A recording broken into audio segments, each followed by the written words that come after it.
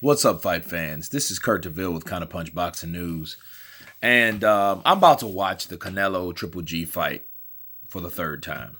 And, I want to let everyone know and let everyone aware of what this fight represents. This fight represents a younger champion or a younger fighter versus an older fighter and an older champion. Okay, that's the narrative. You're talking to about a guy, Gennady Golovkin, the narrative is he's the guy that's on his way out. This is no different, but this is no different from Chavez, Oscar De La Hoya. Chavez De La Hoya was exactly like this. De La Hoya fought him at the right time, and that's what made De La Hoya. Understand that. He can fight Miguel Angel Gonzalez and who else did he fight back then, really? Pernell Whitaker, which Pernell Whitaker was more like Canelo's Lara, but I don't think that's why he didn't want him to fight Lara, okay? But basically, De La Hoya mirrored Canelo, and he did. Canelo will have the best of every opportunity in the sport of boxing because De La Hoya knows what to do and what not to do. He will know that.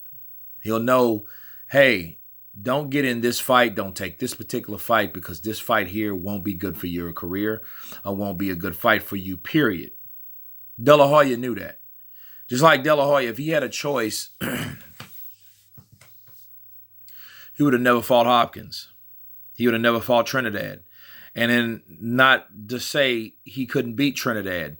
It was to say he would never fight Trinidad because Trinidad had the backing back in the day. Trinidad was the next rising star. It wasn't De La Hoya. De La Hoya had went to the bat too many times by that time. Trinidad was the third person he fought in 1999. Okay? De La Hoya pretty much fought everyone. The only two people he didn't fight from 147 and 154 was Winky Wright and Vernon Forrest. You know what I mean? That's the only people that he didn't fight. It would have made sense to fight Vernon Forrest. And I always wondered why that fight never happened. You know what I'm saying? Because the guy that Vernon Forrest is known to beat he beat Mosley and he beat Corte. But both of those fights were really close for De La Hoya. And De La Hoya lost to Sugar Shane twice. Vernon Forrest beat Sugar Shane twice. So it would have made more sense for him to fight that guy. But anyway, De La Hoya knows the ins and the outs. He knows what it's like to be a fighter. Therefore, he knows, how to orchestrate an up-and-coming fighter like Canelo. Okay? He might say, he might give Canelo a certain leeway to fight certain fighters, but De La Hoya knows what he's doing. And I'm not really knocking De La Hoya. It's just De La Hoya really should have looked at his own path and understood that certain things progress. There's no need of fighting. There was no need of fighting Golovkin in 17. He should have fought Golovkin in 16. That fight was in fruition because people forget why Canelo fought Golovkin or why Golovkin wanted to fight Canelo, because Canelo had that WBC belt. And the big stink was he got it from Cotto when he fought Cotto. Cotto got it from Martinez, okay? So Cotto beat Martinez, Canelo beat Cotto, and Gennady Golovkin was a mandatory. So since he was the mandatory fighter, they had to fight. Canelo had every excuse. He said, I'm not a middleweight. He has to come down. He had all these excuses. People forget this.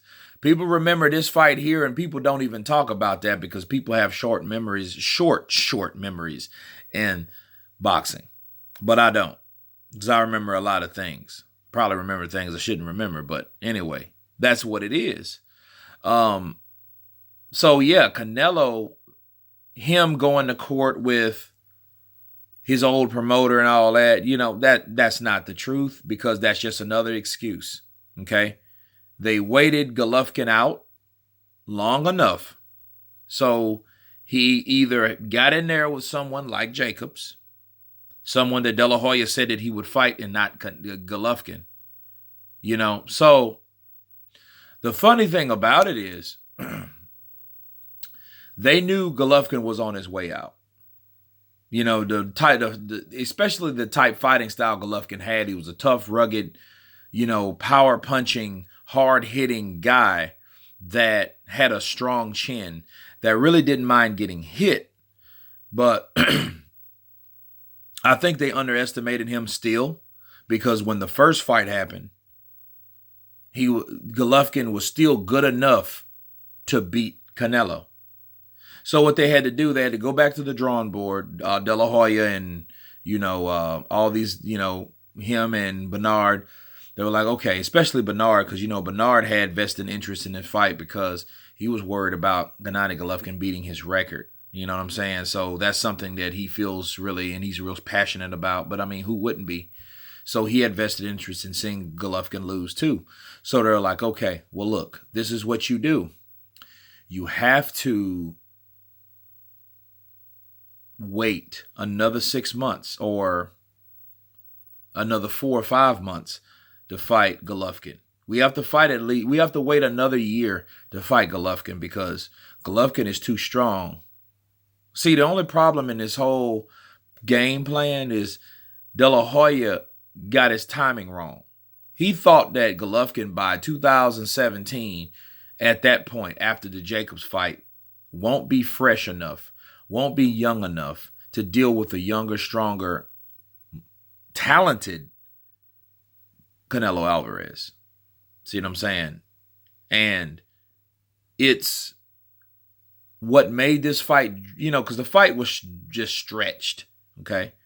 They didn't even fight at all in 16. People were pissed about that. You guys forget that Canelo gave that belt to Golovkin because he didn't want to fight him because of X, Y, and Z. Whatever the problem is, he didn't want it. Oh, I'm not really a middleweight. Or he has to come down to a catch weight, being the middleweight champion. Oh, I have this lawsuit. And a lot of times, those lawyers handle that. They don't handle that. They don't even really have to do talking. They just got to sit in the courtroom.